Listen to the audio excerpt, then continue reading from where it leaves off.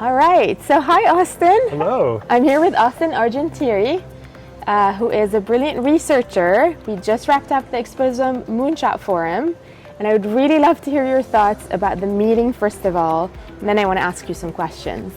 Well, the meeting was really exciting. I mean, Yeah. The biggest thing about all of this is just finally great to see some energy and some momentum around exposomics, excitement about exposome science and coming to the roadmap of what we want to do together. But like the declaration of we will do it, we commit, I think is very, very exciting, very inspiring. That was pretty energizing, wasn't it? Yeah. How did you get interested in exposomics? My path to exposomics is pretty untraditional, I think. I started my career as an anthropologist and became interested in this idea of how can we start to map the social determinants of health. Wow.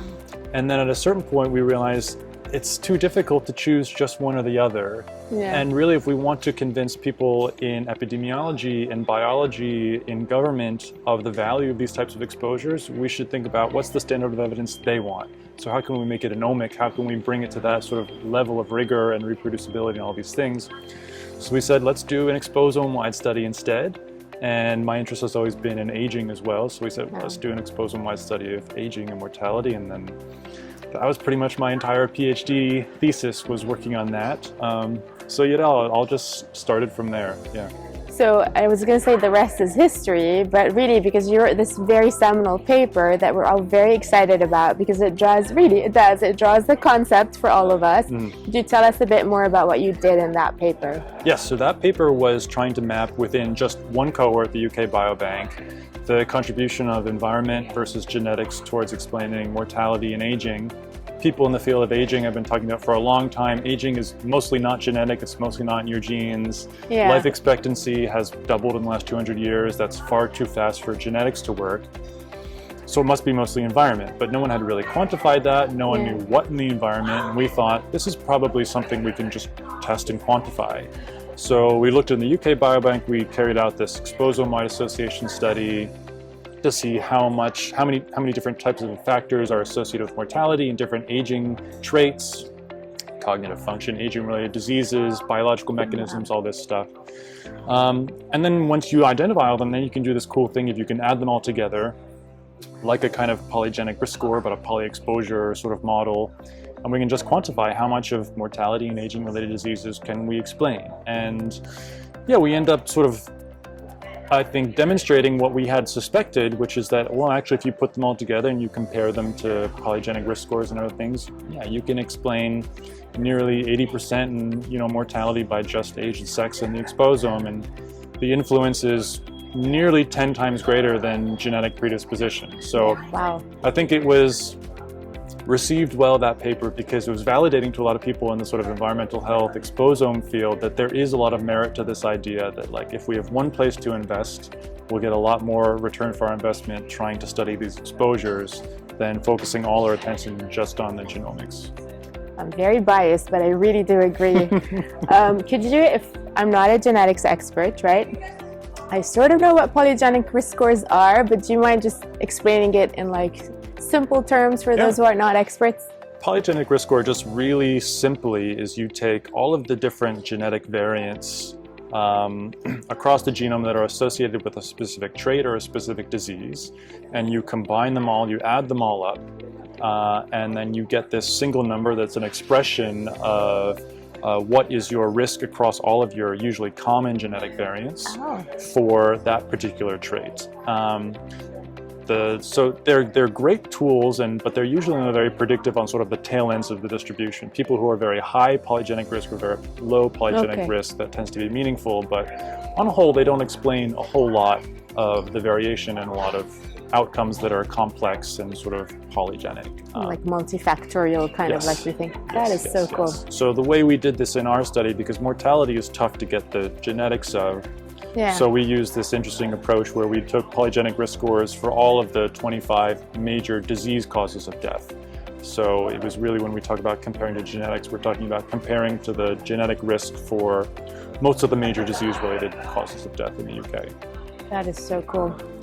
And for, let's say, we know exposomics and this field is very sort of multidisciplinary. There's so much expertise that comes in, right? Could you tell us a bit about your background in terms of like what did you study? How did you decide to go along that career path? You know, not all of it has to be like premeditated, right? But like what was that trajectory and science that you learned to get you here? Well, like I said, I started in anthropology. Yeah. I started doing qualitative research That's so on cool. sort of medical anthropology, different social influences on health and well-being.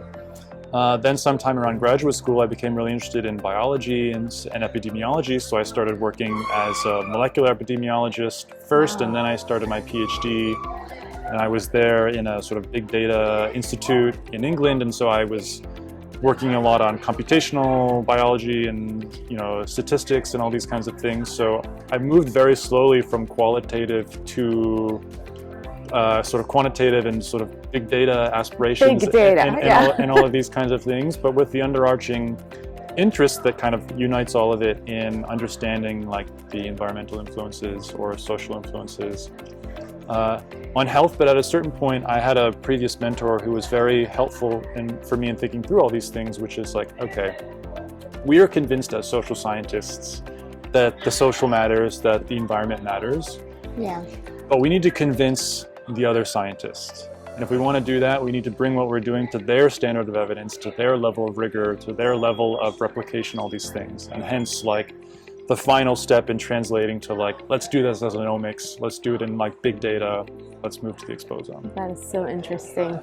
Was there, like, a clear point in time when you were doing all this incredible work as a molecular epidemiologist that you thought, okay, I really want to do a PhD now? You know, was there like a clear transition, or it was just like a smooth journey for you? Oh, I always knew I wanted to go to a PhD. It was just a matter of how quickly would I get accepted into a program. And so I only worked for a year or two in between master's and PhD. So it was kind of always just a bridge onto the next step. So nice. Yeah. And my last question to you is, if you were to give, you know, young scientists these days, people training in the science or social or anthropology field, which is so cool, by the way, like advice on how do you even get started working your way towards something you're that excited about or passionate about, exposomics or otherwise, what would be like your biggest advice, you think? Honestly, my biggest advice is find a mentor who believes in it and who will support you in doing it. I mean, I spoke with a lot of people all throughout doing my PhD who told me the work that we were doing was crazy or not useful or a waste of time or wouldn't produce anything or didn't just frankly understand the statistics of what we were trying to accomplish. But I had a mentor who was really supportive and like, if you think you have the idea and the goal, let's go for it. My mentor for my PhD wasn't an exposome scientist. Yeah. But, you know, she believed in this idea of let's not just cherry pick exposures, let's go big and try to do something big. And if we fail, we tried. And so we did. And so that was the most important thing for me. But, you know, equally, I came in with an idea that I was passionate about. And that's kind of the meeting of those two things is what gave us whatever success that we had. I'm so glad. Thanks so much for sharing, and thanks for chatting with us. My pleasure. Thanks for talking. Yeah, thank you.